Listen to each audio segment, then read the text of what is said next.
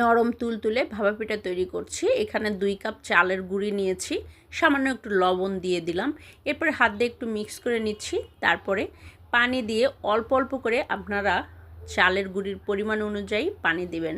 এরপরে মিক্স করে নিয়ে এখানে একটা ঝাঁঝরি নিয়েছি, নেওয়ার পরে খুব ভালো করে চেলে নেব।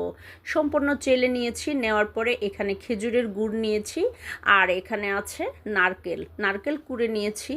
এরপরে একটি ভাপা পিঠার ছাঁচ নিয়েছি, এখানে সামান্য একটু চালের গুঁড়ি দিয়ে দিলাম, তারপরে গুড় দিয়ে দিলাম। দেওয়ার পরে নারকেল দিয়ে আবারও একটু গুড় দিয়ে উপরে চালের গুঁড়ি দিয়ে সমান করে দিয়ে পাতলা একটি সাদা কাপড়ে চুলার উপর পানি বসিয়ে দিয়েছি, চার উপরে একটি ছাঁকনির উপর ভাপা পিঠা দিয়ে 2 থেকে 3 মিনিট অপেক্ষা করার পরে দেখেন রেডি হয়ে গেছে। এভাবে আমি সবগুলো বানিয়ে নিয়েছি। এক একজন এক এক স্টাইলে তৈরি করে, আমি আমার মতো করে সহজভাবে দেখিয়েছি।